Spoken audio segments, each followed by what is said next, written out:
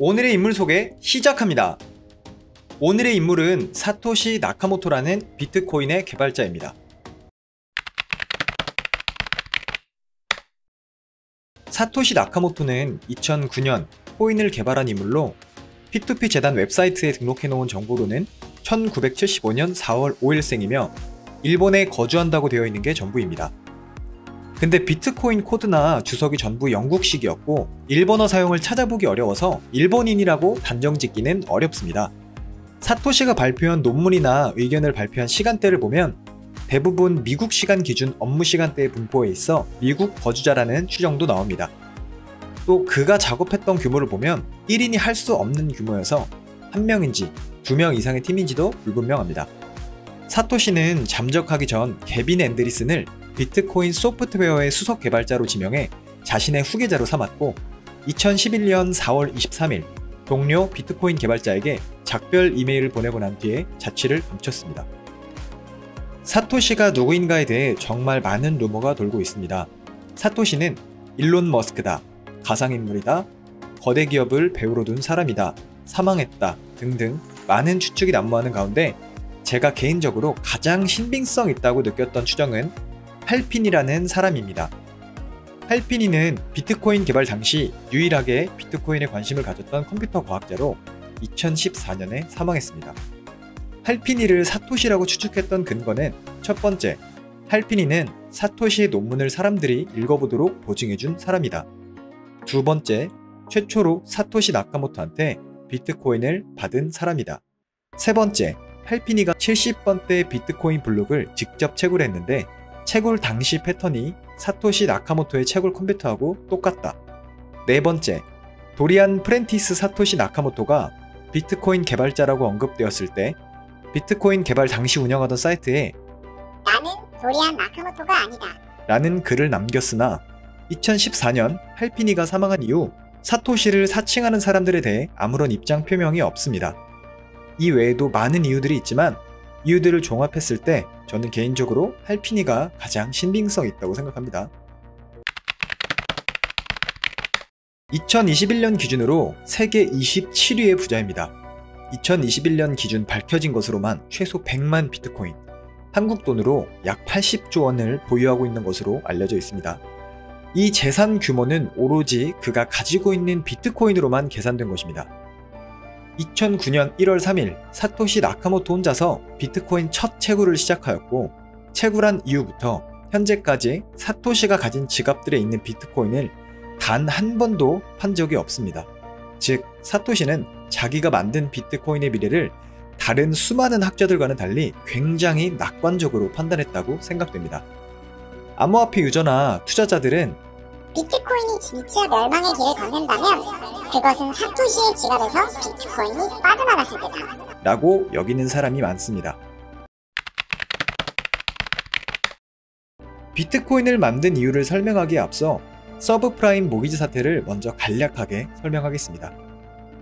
2008년 서브프라임 모기지 사태, 즉 미국발 금융위기가 있었습니다.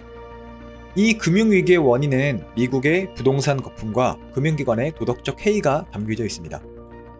금융기관 사람들은 사람들이 부동산을 살 수 있도록 주택담보대출을 해줬고 금융기관들은 주담대를 더 안정적으로 운영하기 위해 주담대에 빌려줄 돈과 받을 권리를 증권으로 만들어 일반 사람들에게 팔았습니다.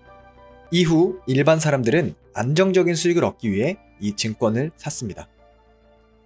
금융기관들은 돈을 더 벌기 위해 신용등급이 낮은 사람들에게까지 주담대를 해줬고 금융기관들은 신용등급이 낮은 이 악성 주담대를 일반 사람들이 안 사줄까봐 우량 주담대랑 악성 주담대를 섞어서 멋진 상품으로 만들어서 일반 사람들에게 다시 팔았습니다. 그리고 이 상품을 담보하는 상품을 또 만들어서 팔고 얘를 담보하는 상품을 또 만들어서 팔고 이 짓을 계속하니 사람들은 대출을 마구잡이로 받아 집을 샀고 이 과정에서 계속 거품이 일어났으며 결국 이 거품이 터져 모두 망했습니다. 이런 최악의 상황에서 어떻게 살아났냐면 바로 미국에서 돈을 마구 찍어서 망한 채권을 사줬습니다. 미국 정부는 금융위기 때마다 기축 통화 달러를 유동성 공급이라며 마구잡이로 찍어대기 시작했고 화폐의 가치가 계속 떨어지게 되면서 물가가 상승하는 인플레이션 현상이 발생하게 됩니다.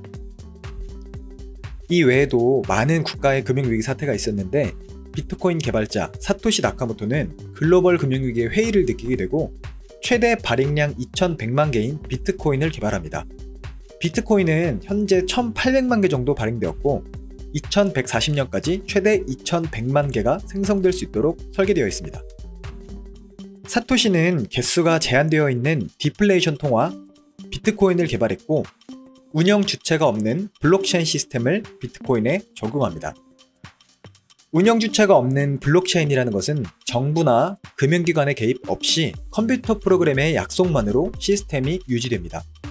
예를 들어 제가 1비트코인을 구매한다면 구매했다는 기록이 있는 블록, 쉽게 말해 장부가 생성되며 수많은 노드가 검증을 하게 됩니다.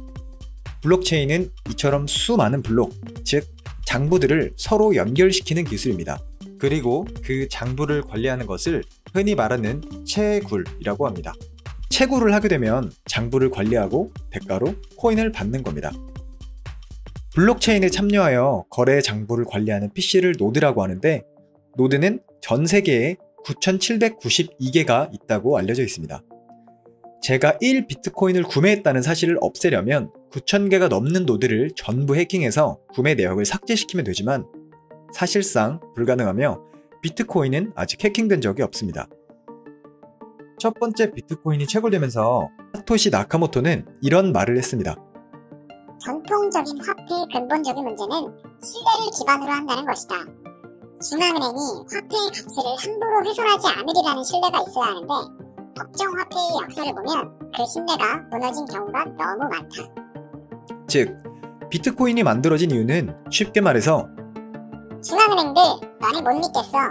어디에도 속하지 않고 누구도 건들 수 없는 화폐를 만들겠어? 입니다. 첫 번째 장점으로는 실명을 밝히지 않고 금전 거래가 가능합니다. 즉, 익명성이 보장됩니다. 이를 악용한다면 불법 자금으로 활용이 되거나 자산 은닉 등에 사용될 수 있다는 말이 많은데 이 문제는 비트코인이 아닌 현물 자산으로도 동일한 문제가 발생할 수 있기 때문에 단순히 비트코인의 단점으로만 치부하기에는 어려움이 있습니다. 두 번째 장점으로는 비트코인을 통제하는 중앙정부의 관료가 없고 비트코인을 임의로 찍어내 팔아서 엄청난 돈을 챙기려는 중앙의 범죄주의자가 있을 수 없습니다. 그래서 수많은 사람들이 탈중앙화를 원하는 것이며 이것이 비트코인의 궁극적인 목표입니다. 세 번째 장점으로는 정해진 수의 비트코인만 발행되고 채굴 작업을 통해 원가가 형성되어 가격 하락을 방어합니다. 네 번째 장점으로는 블록체인 기술 덕분에 해킹이 절대적으로 불가능합니다. 다섯 번째 장점으로는 가치 저장 수단으로서 가장 안정적입니다. 금, 은보다도 가볍고 디지털이기 때문에 이동에 제한이 없습니다. 비트코인에 대한 여러분의 생각은 어떠신가요? 이상 오늘의 인물 소개를 마치겠습니다. 시청해주셔서 감사합니다. 박대리였습니다.